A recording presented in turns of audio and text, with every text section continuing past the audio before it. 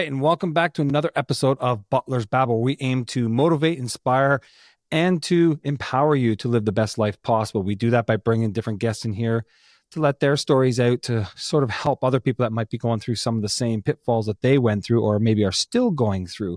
And remember, if you haven't subscribed yet, go down and hit the subscribe button there. It doesn't cost you anything, and it just helps us to bring these to you all the time. So without further ado, today's guest, we have Christine Levesque with us today. She comes to us from Niagara Falls, Ontario, Canada. She's a wife and a mother of two, and her struggles actually started all the way back when she was a teenager. So she's going to get into some of that stuff. So why don't we bring her in and we'll start her off. And Christine, welcome to the show.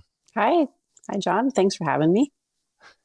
No, we're glad you're here. And I'm sure a lot of people are going to learn a lot of what you went through in that. And maybe it'll help them going through some of the same stuff. Because I think a lot of the stuff that you went through are things that people are still going through today. So, and things that they don't know about. So before we get into all that, why don't you give us a little brief history on yourself? Give us a little bit of who Christine was growing up in here in the Ottawa Valley, actually. Well, I actually grew up in a small town in Quebec called Fort Collonges. Until about the age of 10. Great childhood. I was outside 24/7. Didn't really come inside much till the streetlights turned on, And then we moved to the Ottawa Valley in Pembroke when I was about 9 or 10 years old. And it was after my parents separated, well, during their separation. So things were changing drastically, and childhood took a extreme turn because I went from having it all. We had an in-ground pool, a nice big house, limitless possibilities of travel, vacation, and all these things. And then, moving to the Ottawa Valley brought a bunch of change with my parents' separation that I actually didn't know about at first. So I was kind of clueless in my own little world. And then elementary school was a little bit tough because I couldn't really speak English. My mom had decided that it was best to throw me in English school when I was 90% French. And her mindset on that was, oh, well, she'll pick it up and learn, which I did. But at first, I had a little bit of a hard time picking up the English. And so some of the kids were a little bit mean. So I had to quickly remember how tough I was and kind of establish myself as the tough kid on the playground, which did get me into some trouble. Well, they do say that English is basically the hardest language to learn, they say, because there's so many words that mean the same thing or sound the same but mean different things. So it's senseless. It's the language that makes the least sense. Yeah, well, when you think about it, like the word "to," you got three different versions of the word "to" and there and things like that. So that's why they say it's the hardest language to learn, is because I there's can so see many that. words that sound the same but spelt different and mean different. So yeah, it was definitely a little bit tough. But once I established myself as a tough kid, I don't know if your viewers know this, but one of the high schools in Pembroke actually starts in grade 8. So I was once again thrown into a big pond as a little fish. And that's when things started to get a little bit tough because when I was younger, I always had my big sister at my side for things. But since she's about 9 years older than I am, she was already out of the house at this point and doing her own thing and getting engaged, getting a house and all these things. But I was just starting to go into teenage life. So that's where I started to try to find my own way, as all teenagers do, because that's when you start to discover yourself. But, being in a fatherless home and having a very strict mother who suffered from her own mental health issues was quite tough to navigate and understand. Everything was always my fault, even though I was just a kid. So I acted out in my own ways, nothing extreme, like I said, finding my own way as a teen, my own personhood.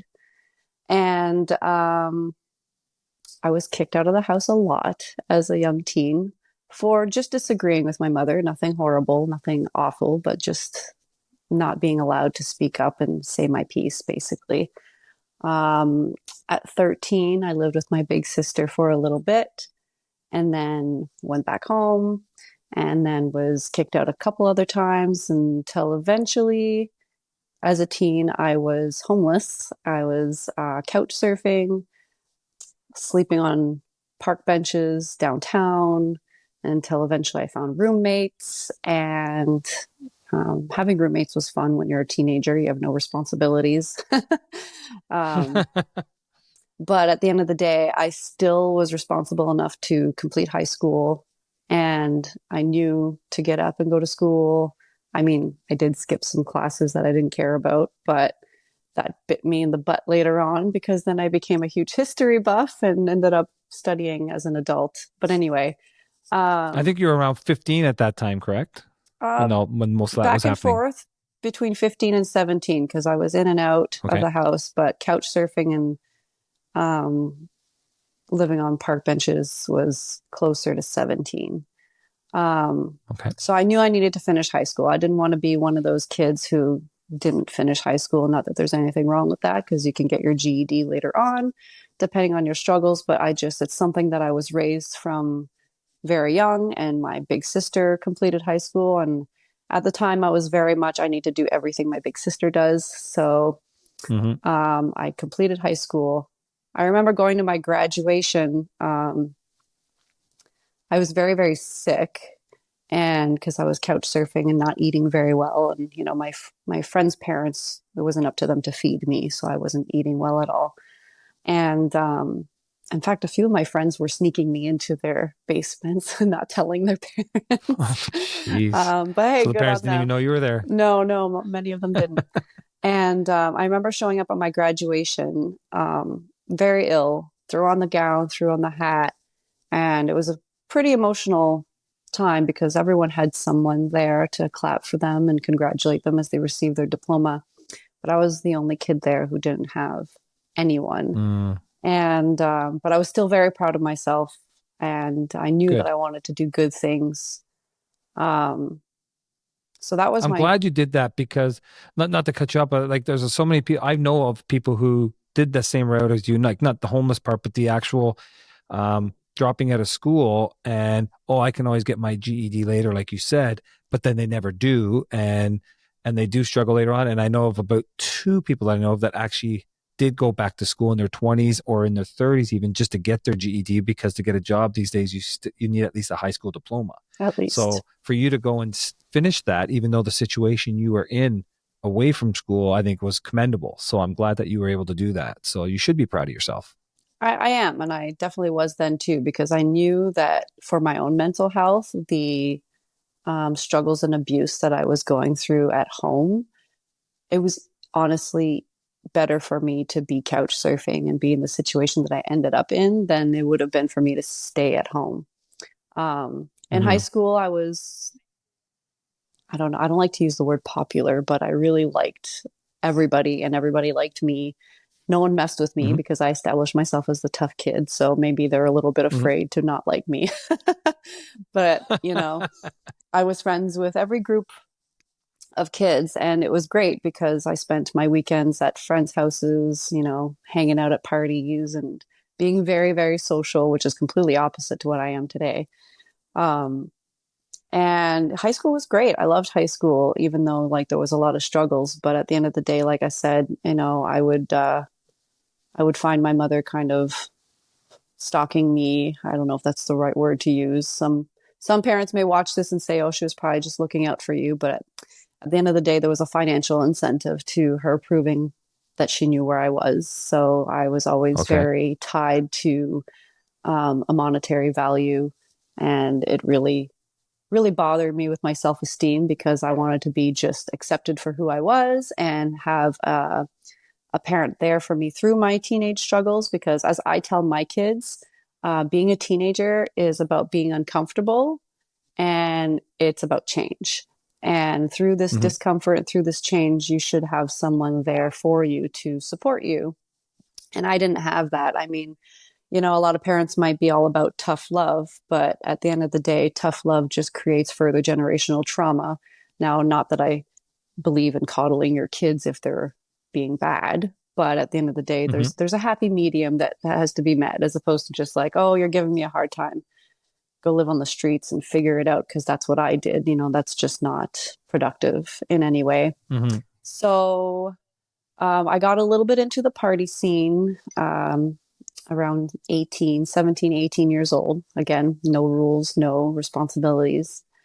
And at some point, I saw just everyone around me go down a really dark hole. And this is when opioids became a common factor in that small town. And I knew I wanted nothing to do with people who were into that or just the crowd itself, because I knew from a young age that you are who you hang out with. My dad always drilled that into my head when I was very, very, very little. I used to call everybody my best friends. And he used to say, everybody's not your best friend. You have friends, acquaintances, best friends, and you are who you hang out with. And I never Hmm. understood that as a kid because I don't know if your parents ever said this to you, like, are you a leader or are you a follower? Is what I'd always get told. And I didn't understand it as a kid, but as I got older, I understood it very, very well. So I decided to hitchhike to Niagara Falls because I wanted to just get away from all the awful situations that were happening in that town at that time.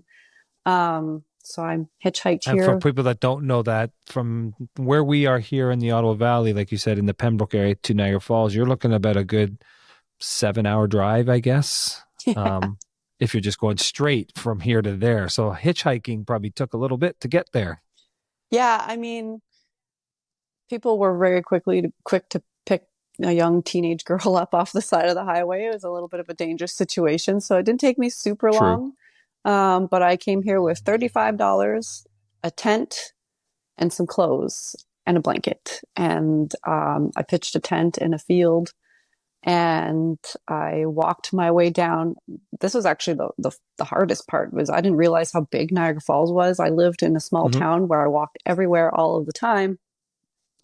And the reason why I chose Niagara Falls is because my family used to come camping here every year or every other year, so I knew it well. Hmm. But walking from one end of town to the tourist area to try to find a job took 4 hours there and back. But I made my way down, found a job the day that I got here, um, and the job that paid weekly. So I was able to get myself an apartment immediately. Excuse Hmm. me. And this was in the summer. And within 2 months, I decided to put myself in college because I knew that if I didn't then, and also the way that I was raised, my sister went to college right away. My parents were always very strict about that. So it was kind of embedded. You must go to college right away. Not that I knew what I wanted to do, um, but I wanted to learn how to cook because I was cooking as a job. So I took culinary management and enrolled myself in college here in Niagara Falls. And this is in the 90s, I take it? No, this was in 2006. Okay. I was still a kid in the Uh, 90s. That's true. You were. I'm just trying to do my math. I'm old, remember? So my math is so yeah, okay, in the early 2000s then. Early Yeah, to mid 2000s. yeah. Okay. And then, so that was a little bit tough because, well, so in college is where I met my husband. And a few months into my college education, we went to spring break in Florida, and the bus driver fell asleep at the wheel and crashed the bus. Oh, So, jeez. yeah, that I was very adventurous. I was always going on hikes, like I said, walking 4 hours to and from work every day. Um, that changed everything drastically. And when I say drastically, I mean I became a completely different person. It Mm. broke my tailbone and herniated some discs in my lower back.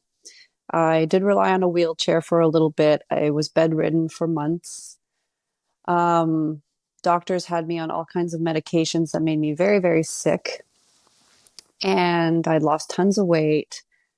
My mental health crashed drastically. And when I say that, I mean I was erratic. I was completely emotional in the most negative way at all times. Like, is this my life? What's the point? I'll never have kids, I'll never this. And I just went down a really dark path of feeling sorry for myself, essentially, and in victim mentality. And victim mentality, if it overtakes you, it's really hard to pull yourself back out, because a lot of people thrive Hmm. off of a victim mentality, especially if someone is there feeling sorry for them instead of encouraging them to get better in some way, shape, or form, whether it's mentally or physically. And I had none of that. I had, we were engaged at the time. Um, but he did everything for me. So I didn't have motivation to get up and try. Hmm. And given that there was a lawsuit involved from the bus accident, um, the lawyers were not helpful. And when I say that, I have to be careful with my wording here. Lawyers will often, if there's this kind of litigation happening, they will often try to push you to be more of a victim so that they can get more at the end of the day for you. And Okay. while some people may have financial incentives from that, money doesn't buy happiness. Money doesn't No, fix you. Money doesn't help your mental health. No matter what anyone no. tells you, there's a reason that's a saying. And I didn't see it at the time, but I was being enabled to continue feeling sorry for myself and living in victim mentality. And a couple years later, um, I ended up having my son in 2009. After we got, sorry, my husband and I were married in 2007, um, very young. And then we had our son in 2009. And everything started to shift for the better. I was feeling better health wise. I was taking better care of myself, going to physio. I finally was able to get physiotherapy and, psychologists to help with some of the anger and resentment and frustrations that I had over being broken, as I used to call it, Hmm. at a young age, because I was 19 when this happened. So, you have your whole Yeah. life ahead of you, and then suddenly it's all gone. But And you got to also look back too. You're going through all this stuff in your childhood, and you're already going through anxiety and depression from your childhood itself, your teen years. You finally get to a place where you're happy, you've got a new job, you're going to school, you got a job, you got an apartment, you're thinking, okay, things are starting to go up. Then you meet your husband in culinary school. So you're thinking like my life is getting better and better. And I guess it was love at first bite, but I'm sure you've heard that before. Um, but but you're doing all this, and then of course the bus accident happens, and like you said, it goes for a downward spiral, and you're probably thinking, oh my God, like here it goes again, because now your life's going backwards again, and here you were going forward. So I can imagine the mental health that you were going through at that time. And then of course you say it's getting better, you go through the whole litigation stuff, you get married, you have your son, and now you're starting to, things are starting to look up for you. But I can see where you were going through a little bit of depression there, because you were finally starting to go forward, and then all of a sudden a step backwards again. yeah, and it was just a slight glimpse of the light at the end of the tunnel when my son was born, because remember how I said that there was always a financial incentive based on my Mm-hmm. livelihood from my mother? Well, I guess through the grapevine, she had heard that there would be a settlement coming from the bus accident, and one day basically Mm-hmm. showed up at my doorstep as soon as my son was born, and kind of wanted to play the mom role a little too late. So that brought back a lot of stress and Mm-hmm. kind of, I guess, PTSD of my teenage life, and how she wasn't motherly towards me when I was a kid. So how is she going to help now? And it was immediately the same behavior all over again. So I was, dealing with postpartum. My husband at the time was leaving his career as a cook to go back to college to be a programmer. So he was very, very busy working and going to school. And I was dealing with all the things that come with having a new baby. And then also my mother being in the picture, just making things harder. And that didn't last very long. She disappeared. She disappeared at some point through a mental health crisis that was traumatizing for myself. And even though my son was only 2 months old at the time, the the trauma from that scenario caused him to stop sleeping at night.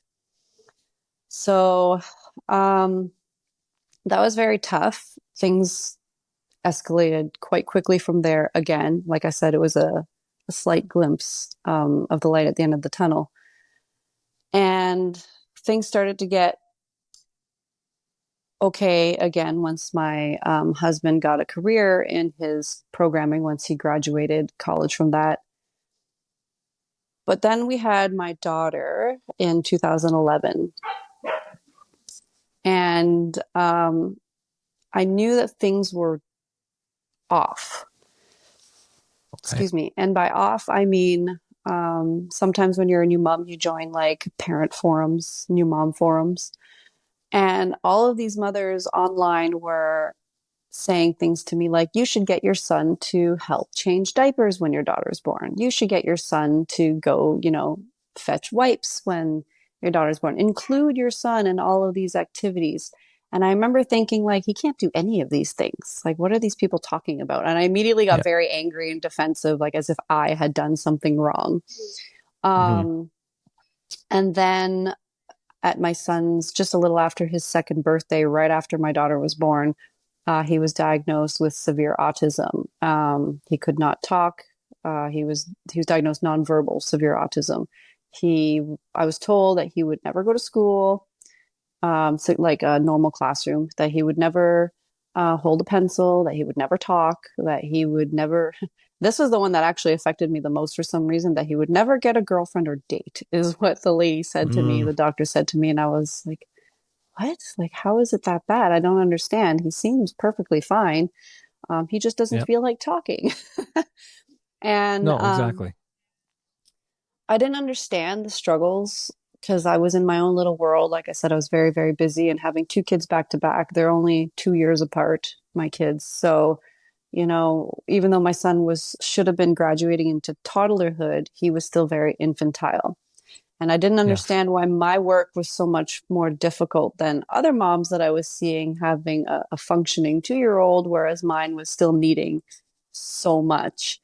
And eventually that weighed very heavy, and I ended up suffering from postpartum depression after my daughter was born, where everything crashed all over again. I couldn't shower, I couldn't cook, I could barely, I just laid in bed all day. I nursed my daughter. I, put her for floor time. And I dealt with my son's meltdowns, and he would have over 100 meltdowns per day where he would Okay. smash his head into the ground, just scream and cry erratically, and nothing would soothe him. So honestly, that time was like a flash because it was so intense all of the time that suddenly 2 years had gone by. So now we're at 2013, and I had at this point been dealing with 2 years straight of people's awful comments at the grocery store.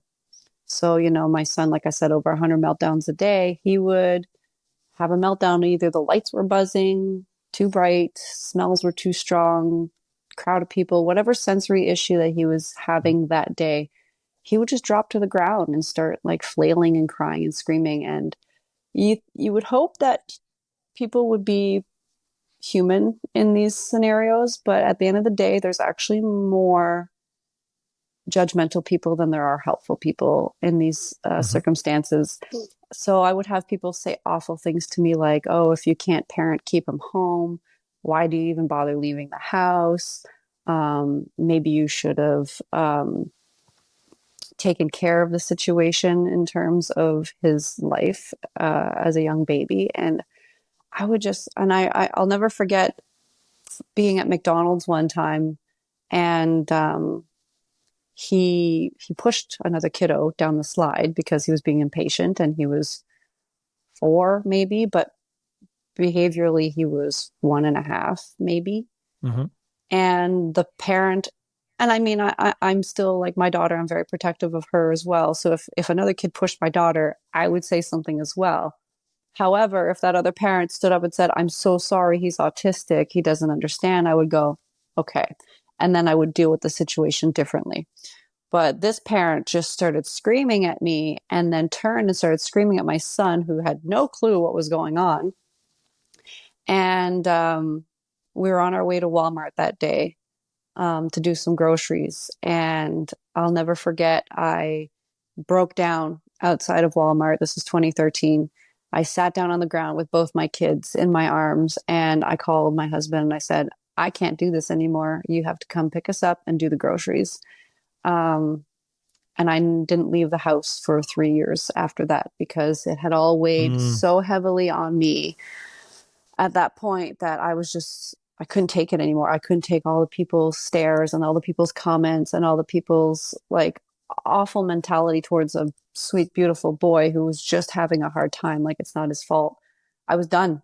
I couldn't do it anymore. And so, like I said, it was just a little bit of light that just kept like going out and going out and going out until finally the candle was blown right out from underneath me. And 2013 to 2016, I did not leave the house at all. jeez. And in that time, I actually got into another car accident in 2013 as well. So that I got some herniated discs in my neck from that car accident. So it was kind of like everything all at once. When it Oh yeah, rains, no, it I can pours. imagine. Um, yeah, that was the end of it for me. Ev- Eventually, it gets to that point where it's like the old saying, you can only kick a dog down so long, and you finally just had enough by the sounds of it. Your body was just shut down, your brain was shut down, and you're like, that's it, I've had enough. Absolutely. And it was hard on my marriage. It was hard. I had no relationships as in friends because everyone was like, "Oh, well, why can't you leave the house?" And no one understood. No one wanted to understand. And you very quickly figure out like who's there to be your friend out of convenience and who's there to be your friend to actually help and support you. And Hmm. very quickly, I was just alone in my own mental spiral of darkness. But Now, when you say you were at home that whole time, was it the type of thing where you didn't even go out into the backyard, you didn't go in, like you stayed in the house, oh no, or my backyard was my sanctuary. okay, But I no, mean, because I read that about people, so I couldn't, given that my son's level of autism was so severe, I couldn't really enjoy my backyard. I would have to wait till he was asleep and have the baby monitor and sit outside for maybe 15 minutes till he was up because he's never slept. And, and then my daughter had her own needs as well. She ended up being diagnosed on the spectrum later on, just not nearly as severe. Um, but no, I couldn't, I had to leave the house to go to his speech therapy appointments, which was very, very tough because I would sit in my car for an hour or more, just coaxing myself to try to go. But since it was for him, and yes, an hour waiting, it was the easier side. Since it was for him, it was mhm. easier to convince myself, okay, I can do this, I can do this. And I would have a panic attack every single time. If I saw and I live where I live in Niagara, there's the 400 series highway, and you Mhm. basically drive by a highway everywhere you go. So there was always a car accident. So anytime I would see Mm. a car accident, I would be like, nope. And I would turn around and come home and just cry. Eventually I started getting his therapies at home because I couldn't do it anymore. But if it was for Mhm. me, like if I needed to go to therapy, no, I would not leave the house. I couldn't fathom leaving with my children. And, my husband was working full time, a couple jobs for a while, just to make ends meet. And it was hard. It was absolutely Mhm. hard. But at some point, um, it just kind of miraculously happened all like on its own, kind of like the universe decided to take me and shake me. Like I said, he was getting therapy for multiple things like speech and occupational therapy. And one day I got a letter from the ministry that said that his funding was about to be cut off. And if his funding's cut off, I obviously couldn't afford to pay. Like speech therapy is like $150 an hour and it's Okay. OTs like $200 an hour. Like it's ridiculous how expensive these therapies are. And at the time, there was no insurance coverage under my husband's work. So, and even if you do, you get like 3 sessions, which is not helpful for a kid who's nonverbal and needs ongoing Yeah. speech therapy. And I got this letter that said funding was about to be cut off, and something lit a fire under me when I got Hmm. that letter. And I jumped on the internet and I was just like angry typing away. And a post that I made went viral to the point that Global News, CHCH, CTV, they all called me and emailed me and were like, we want to talk about this. Now, you know, news stations love to utilize government funding as a means to promote an upcoming election. So I was definitely used as a pawn in that because at the time um, there was an election coming up. But I wasn't Mm. aware of that at the time. I was just in my own little world of I can make a difference and I can do something with this. I'm going to do something about it. And I started working with an autism advocacy organization. I was volunteering, sorry, and slowly they saw how good I was at navigating services and how to manage, you know, other parents like stresses. So anything I was going through, I would find parents online who were dealing with the same thing, and I would basically group them and say, "Well, come with me, and we'll go put on a protest, and we'll do something about it." Hmm. Eventually, that organization brought me into Queen's Park. And when I say brought me into Queen's Park, I mean I hadn't left the house in 3 years. And one day they said, come with us to legislature and we're going to have you make a difference. And suddenly, all of my anxiety and all of my anger was like put in a little box and tucked away because I thought to myself, okay, I can do this because if I can, big ego, change the world, it'll be worth it. And I left the house, I got in my car, and I drove to Toronto from Niagara, which is the Hmm. 400 series highway. And it's only Yeah. about an hour away, but, traffic makes it 8 hours.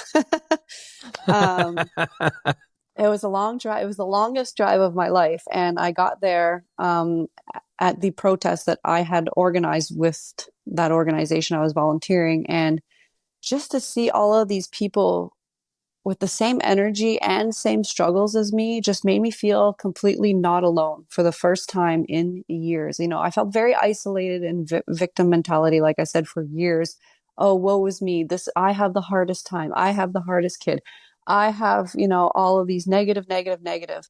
And then suddenly it all just went, oh, it's not just me. There's a bunch of people who struggle like this, and there's a bunch of people who need help. I should be the one to help them. So I went Hmm. into Queen's Park and I met, a bunch of politicians who were trying to find a way to fit the funding into the budget and so on and so forth. And I was able to speak inside legislature and make a few points of, what was wrong with what was happening, so on and so forth. And it worked. They reversed the cutoff funding and my son was able to continue to receive therapy. And a year later, he started to talk at 7 years old. So I started seeing the benefits of everything that I had worked towards as well as fought for. Hmm. And then suddenly I realized I've been leaving the house, going to these meetings for a year, and I need to do more. And so I decided to start my own autism advocacy organization. And the reason why I did that is because as much as I felt um, not so alone with all these people who are dealing with the same struggles, I didn't want all of these, like, if I felt individually like a victim and like, woe was me, like my life is so hard, that is thousands of people who feel the same way. And I Hmm. wanted to remove that from them. I wanted them to feel more empowered about their life and what they were going through, as opposed to just being stuck. And that stuck feeling, as I said, I had been through for years at that point. And I Yeah. knew that, like, once I felt unstuck, like I can do something about something, once you feel that purpose that you can, that you're worth something, the victim mode slowly starts to go away because you have control over something. Now, while we don't have Yes. control over everything, like our kids' diagnoses and what the government does, there are things you can control, which is your attitude towards things and what you can do to help and or prevent, alternative measures. So the organization I was volunteering for was all about like I picture them like little, like I don't even know what to call, like they were siphoning the negative energy from people, going, yes, Okay. tell us more of the angry negative Mm-hmm. things. And it was just, I was noticing that after we would go home from these gatherings of a bunch of suffering people, that everyone would just be burnt out for 2 to 3 days, and no one could even text or talk online. And I went, this is what I want to fix. So my organization was more based on empowering families who deal with kiddos and or teens or adults who are on the autism spectrum, and giving them the mentality of, it is what it is, and uh, encourage the strengths and don't worry about the bad parts. So like I said, my son was nonverbal. I spent a lot of time going, oh, he'll never talk, I'll never hear I love you. And yes, that's very sad, and it was the most awful thing ever. And some parents can look at me and say, well, he started to talk, so how can you say that? But I have friends who have still nonverbal kiddos Mm-hmm. who have learned to make the best of their kids' strengths. Like my one girlfriend, her kid loves TVs and technology, and she's very proud about that. So be proud of the things that your kid is good at, as opposed to focusing on what they can't do. Sure. And that helps you, leave the negative behind, because our kids are our kids. You can't change them whether they have a diagnosis or No. not. You can do Yep. certain things to alleviate some of the struggles sensory wise, such as changing the diet, helping them with forms of nutrition and sensory needs. So you can Mm-hmm. lighten the load a little bit, but accept them for who they are and help empower them. So the organization that I created was to have parents feel more empowered in accepting their situations and circumstances. But in doing so, um, I'm a reader. I read all the time. I'm always reading journals and papers and peer-reviewed studies, and not just from North America. I read studies from like across the globe. And excuse me, at some point, I ended up learning that the type of therapy that the government was funding the most was not utilized anywhere else in the world the way it's utilized here. And long story short with that, it was, fund the family, fund the government, fund the family, fund the government. So it was kind of Mm-hmm. a conflict of interest in terms of funding for these Sure. kids. And I wanted to expose that very quickly. Um, MPPs ended up getting pretty afraid of my name when I showed up at Queen's Park, because I was exposing these conflicts of interest ongoing, to the point that, and I was always welcome there, because, the good ones, I'll say, were fans of mine, in terms of saying, like, she can actually make a difference and help with funding, Mm-hmm. and that, they're always one guy against the other kind of thing, right? Um, so I was exposing the conflicts of interest, and then understanding that around the world, all these other therapies were used instead of that one. And that one was a last resort therapy for really, really severe kiddos under a certain age. And I decided to rewrite the whole program. Okay. And because I organized Canada's largest autism protest.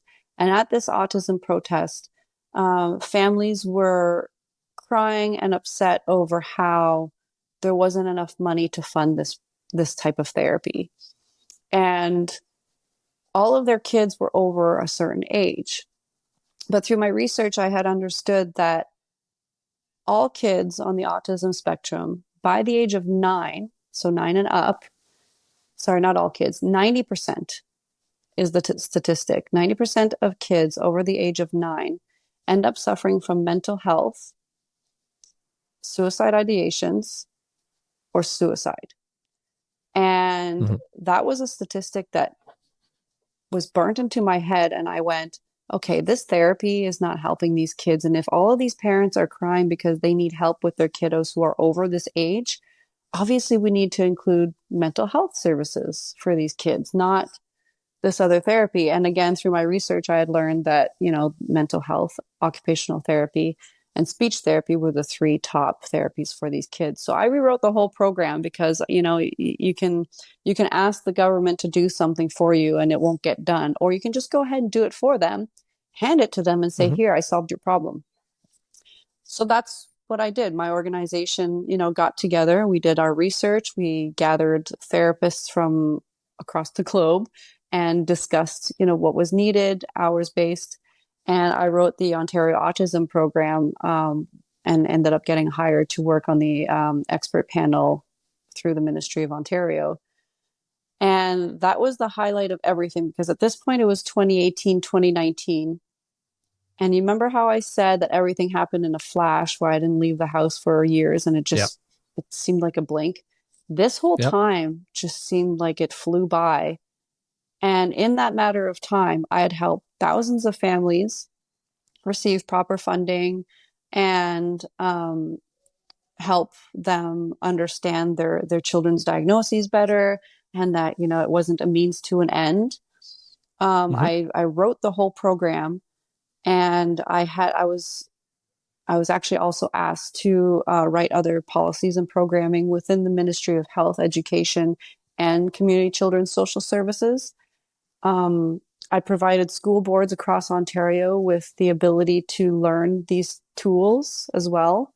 Hmm. Um, all while my son was actually being abused in school. He was being physically restrained and secluded. And by secluded, I mean if he would have a meltdown, they would lock him in a room with nothing in it, with no teachers. And so I was in ministry trying to like write programming and policies for, the Board of Education and the Ministry of Health and so on, while this was happening with my son. So actually one of the last meeting days, I actually had to leave in the middle of an important presentation and say, my son ran away from school. Oh, And jeez. yeah, he ran away three times in one day. And I went, this is crazy. So I flew home. Um, he was found at his favorite tech store. He Okay. walked himself to a tech store, and thankfully he paid attention to the streetlights, which he still can't do to this day. But I picked him up and I went straight to the school and I said, what happened? And they had no tools and they had no understanding of what had gone on. At this point, my son is verbal. So when we got home, I was able to ask him what happened. And his response was, there was actually a woman from the Ministry of Health who was doing presentations at each school about mental health. Okay. And she was telling, the whole saying, circle, square peg and circle hole, and you can't Yep. fit them together. Yep. She was telling the kids how mental health works in general. And he was trying to explain that that's not how his brain works, but he's not because he didn't speak till he was almost Yep. 8. He can't really verbalize what he's trying to say so He couldn't well. get his point across. Right. And he was seen as disruptive because of that. And when he Mm, got in crap for trying to express himself, he had a meltdown. When he had a mm, meltdown, they tried to physically restrain him in front of a classroom of peers, and he yeah. wasn't having it. Got And embarrassed. that's right. So he took off. And so I completed my work. I actually also introduced a bill into legislature against physical restraints and seclusions. It's still in its first reading because pandemic happened right after I wrote the bill.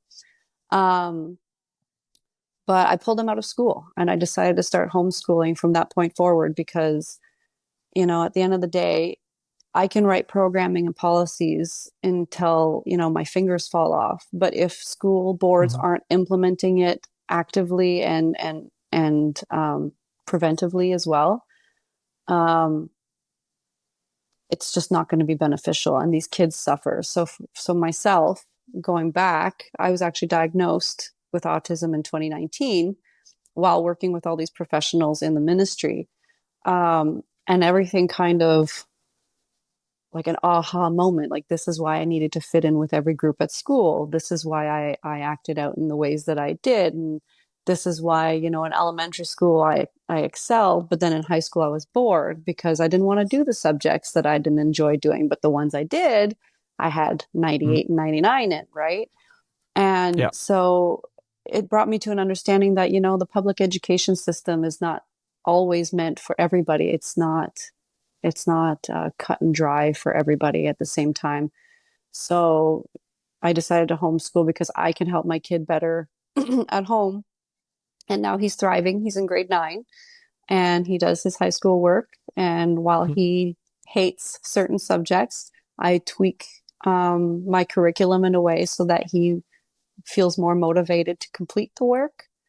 Yep. Um, and he never gets, no one puts his hands on him here, so he doesn't have to feel embarrassed or angry about being secluded or restrained. And I also ended up homeschooling my daughter because she was diagnosed later on.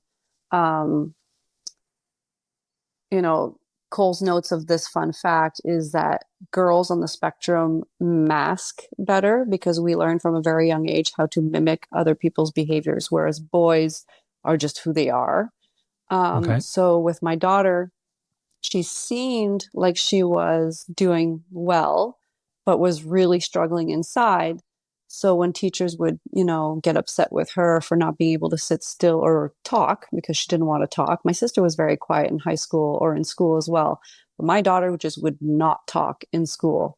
And she was in French school. So they were like, oh, maybe she doesn't know how to speak French. And I said, she knows how to speak French. She does at home all the time. Well, if she doesn't Mhm. show us that, then she's going to fail. Well, if you're going to fail my child, then what is the point of her being here? you know? Exactly. So I ended up pulling her from school as well. So I homeschool both of them now.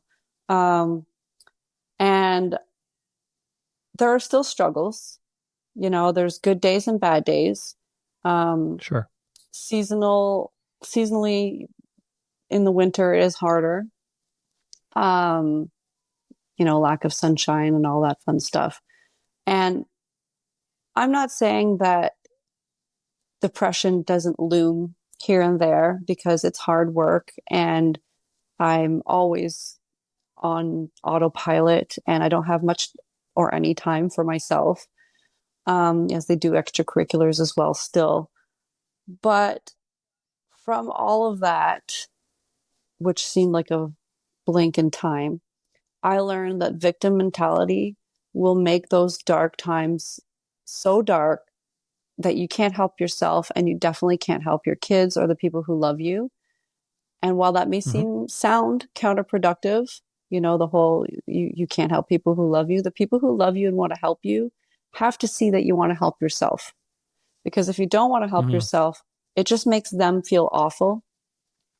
So you become a product of your own mentality. So while some days are hard, I wake up every morning and I tell myself I'm lucky to be alive. I've almost died several times in those car accidents. um, Exactly. I'm able to leave the house, whereas before I couldn't leave my driveway.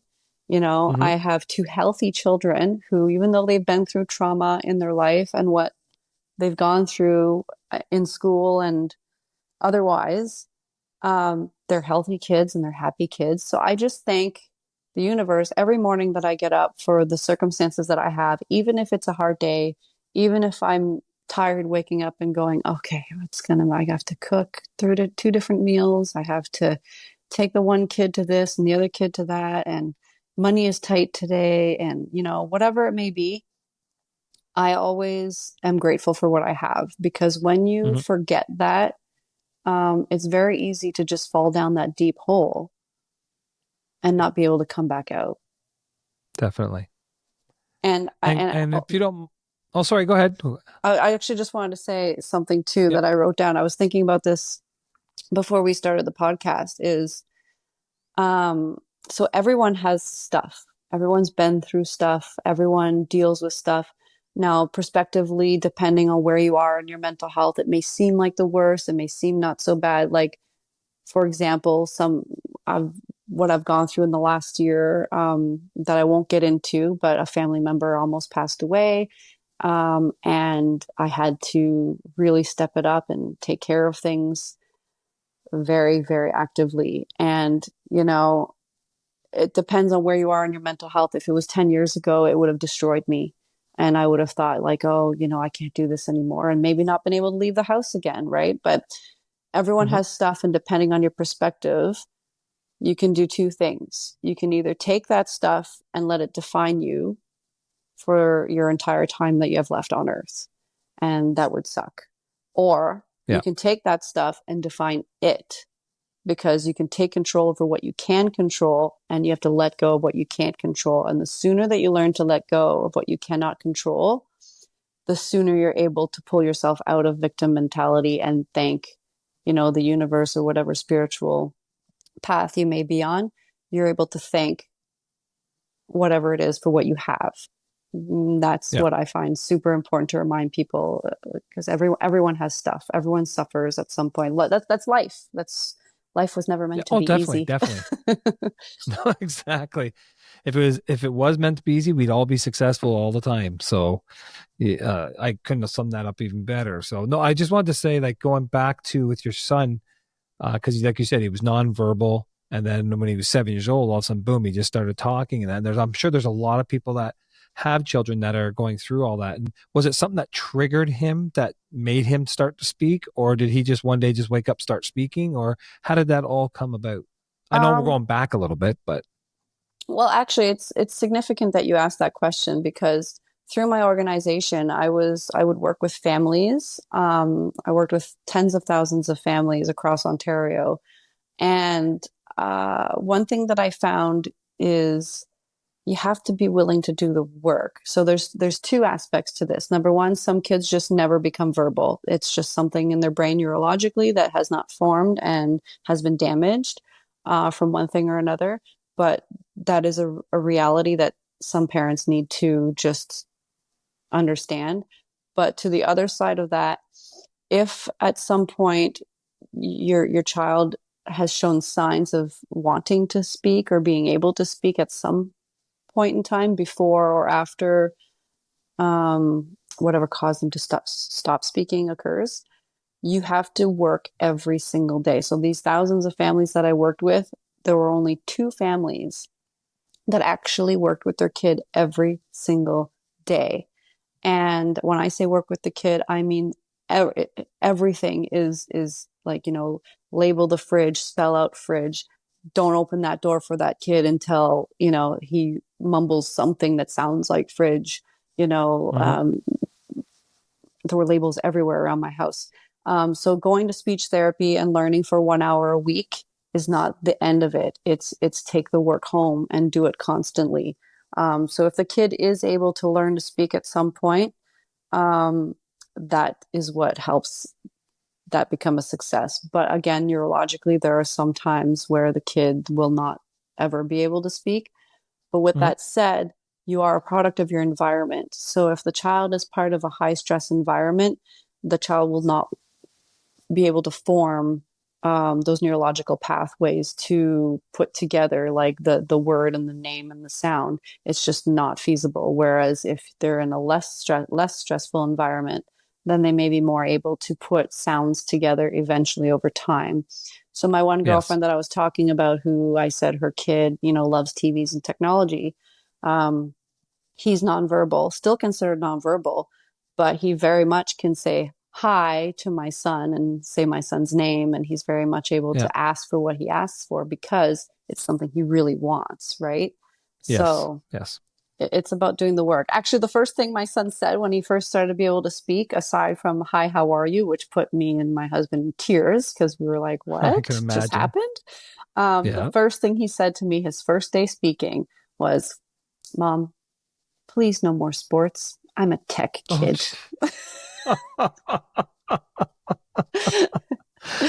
and then there were tears of joy. Oh, absolutely. I was like, whatever you want, which now I kick myself for because Exactly. he won't do any sports, but Oh wow. Nope. And I luckily, like when you and I first had our first interview about a couple weeks back, you actually brought him on the screen there and that, and it's just amazing because from what you talk about of how he was growing up and nonverbal, and then he just sat there and had a conversation with me the whole time, and for somebody like me just sitting there talking to him, you would never know he had an issue of autism or something, because he's very well spoken. You've done very well with both your children, because I think your daughter came on too for a little bit. You Yeah. at least she said hi in that, but you've done very well. I mean, they seem like very polite, very well rounded children there. So I mean, you should be nothing but proud with the way you've raised them and what you've done. So I mean, um, and then the group that you said you started out, it was the OAC, right? The Ontario Autism Coalition. Is that the name of it? That's the group I volunteered for. Yeah. Oh, that's the one you volunteered for. Yeah. And the one that I created was called Autism Advocacy Ontario. Okay, Autism Advocacy Ontario, because I had that written down also. I thought it was the other way around myself, so I mixed it up. So my bad. But so if there's people that are going through any of this stuff and they want to learn more about it, is there a way they can get a hold of somebody like yourself or the Autism Advocacy of Ontario type of a group, or is there a website or? So, with that said, I'm glad that you asked. I actually dissolved my organization during pandemic because there was no more funding coming to families during Okay. that time, and the funding provided by the government to these families allowed them to reach out to organizations and ask for help and with forms or how to find a diagnostic center and all these questions that they might have.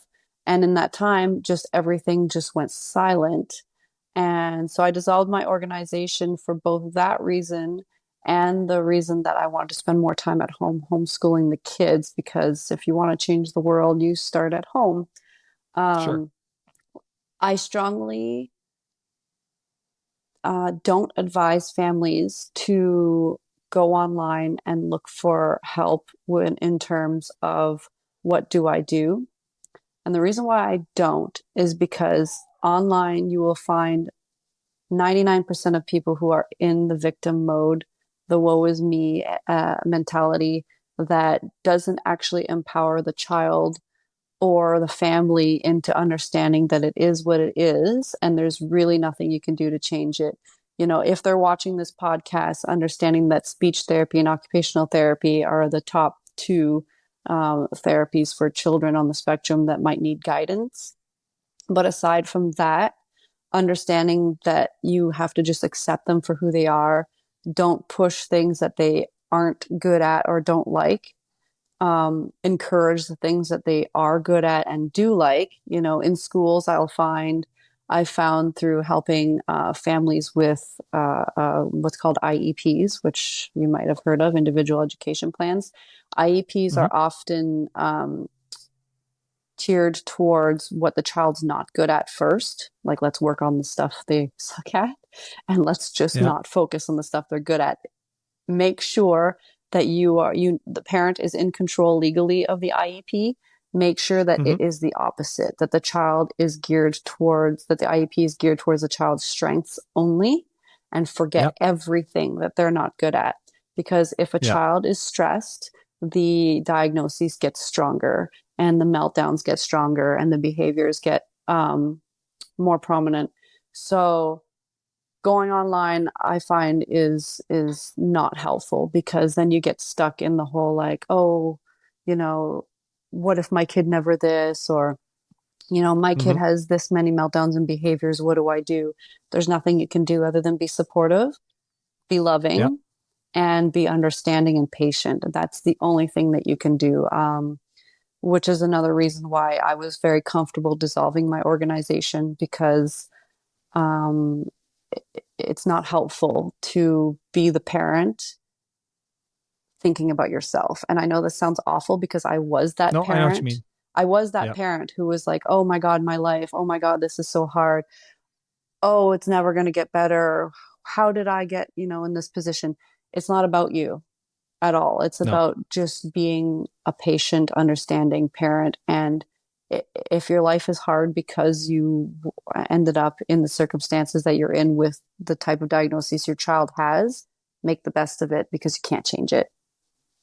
No, exactly. And I know what you mean, because I'm guilty in ways, not with, of course, the autism side of it, but when it comes to the old Google Doctor, they call it, to where if I'm coming down with something or I'm having an ailment, whether it be my leg, my arm, anything, or I'm getting pains in my chest, of course, I'm one of those ones on Google typing in the symptoms to try and see if I can And that find makes out your what's wrong symptoms with it, worse. which it does, It's because it, all it up here. happened. I thought there was a heart issue with myself, and it took going to the doctor and her saying, you know what, to ease your anxiety and your depression, there, from what I can hear and from the test you had before, it sounds fine, but let's get you with a heart specialist to get some tests to ease your mind. And it did.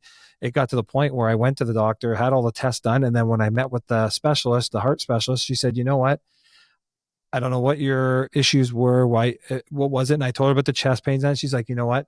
I looked at everything, and we did the best test that you could get, and it says on my records here that not only do you have a great heart right now, but it's probably better than mine is. And she's like 20 years younger than me, and she runs for a living, like on the side, like she goes out running all the time. She says, I think your heart's better than mine. So that eased my mind. But like you said, going on Google, I had all these symptoms according to my mind, and it does, it creates that anxiety. So it's sort of The mind like is you a said, powerful for these, thing.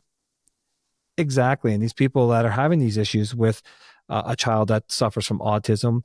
And it's not even just like you said, there's some people you never even know they have autism, like you didn't even know you did until you were an adult, I because it always was knew masked something very was well. Some off can be because I very was severe. always, yeah, I was always weird. I was always different. I was always outside the box. I remember my sister always saying like, how do you like do these things and not, like worry about it or not think about it? Like hitchhiking here. What kind of teenager Yeah. decides like, I'm just going to hitchhike somewhere, like you don't think of the dangers of things.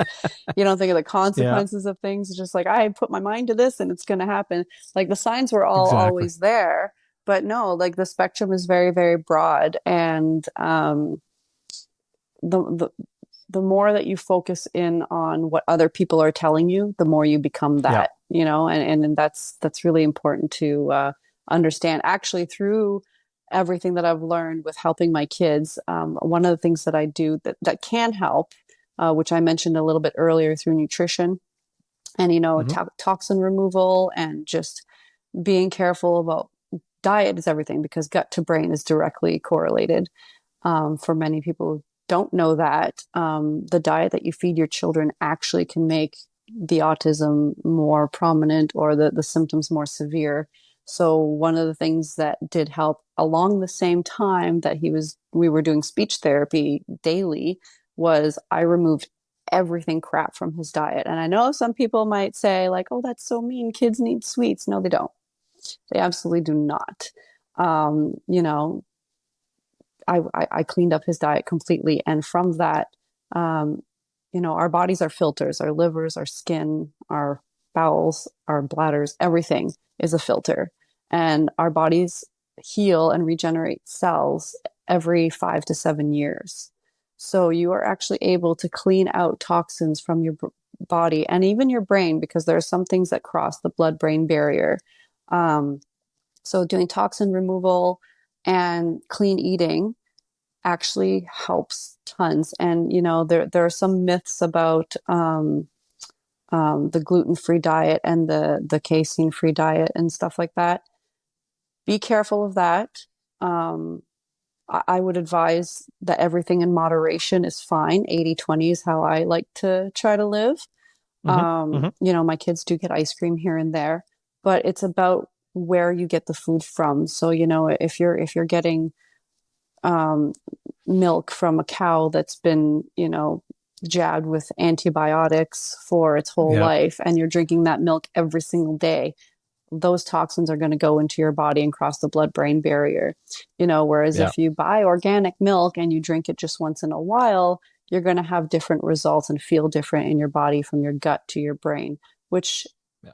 me saying this, me helping my children get a lesser diagnosis through their clean eating and their toxin removal is what got me to start studying naturopathic medicine. So I'm actually on a journey to complete my naturopathic medicine courses and hopefully be a naturopath in the next few years. I mean, it's a lot of Good for work. you. It's a lot of work with the two kids full time, but at least I I get can to do it imagine. Yes. slowly. But I've learned a lot in terms of gut to brain nutrition. No, that's awesome. And I know you have a lot that you could offer somebody in that profession and to just get out there in another way that you can help others too. So I think that's awesome. I think we've covered quite a bit on this. Is there anything you'd like to add before we let everybody go? Any last final words? By all means. Um, just that the position that you're in and the way that you feel mentally in a time frame is not what's going to be forever. Things are always changing. Your neural pathways are always developing. Your body is always healing. But your body can only heal and your neural pathways can only continue to grow if you change your mindset and if you take care of your body and your brain. So, mental health is an extreme situation these days, especially through generational trauma, through epigenetics, through environmental factors. Um, but you are in control of your own body. You are in control of what goes in it. You're in control of the thoughts that you tell yourself. There's one thing that I learned recently is you can't control what you think, but you can control your thoughts. So you can't control what Hmm. automatically comes out of your brain, but you can talk to yourself inside your brain and change that. And you are who you hang out with. You are what you Yeah. think. Like that, what's that saying? You are what you eat. I Yeah. had to explain that saying to my kids the other day because they were taking it literally like, oh, am I an ice cream cone if I'm I not eat a an ice cream broccoli. cone? Yeah. And I said, well, it's who you hang out with and what you think of yourself. If you look in the mirror and you say negative things or think negative things, you are going to become that. If you look in the mirror and you say, thank you for today, thank you for, my health, thank you for, answering whatever it Hmm. is that I've asked for in the universe, everything that you have right now is something that someone wanted at some point. So if you can remind Exactly. yourself of that, and I used to hate when I was a kid and my parents used to say like, oh, there's some kids in Africa who are starving. That's not helpful. What's helpful is Mm. thinking of your own self. And another thing I tell my kids is the only person you're in competition with is who you were yesterday. Yeah.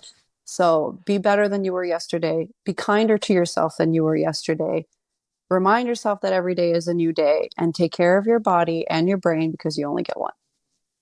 Exactly. No, great words to live by and a great way to end this podcast. I want to thank you for coming on here. I'm always humbled with my guests when you come on because you're willing to open up your hearts and open up your stories and basically just be vulnerable to everybody so that you can try and help other people. So I'm very grateful for you coming on here. I think there's a lot there for people to take in and to hopefully help them out in their life.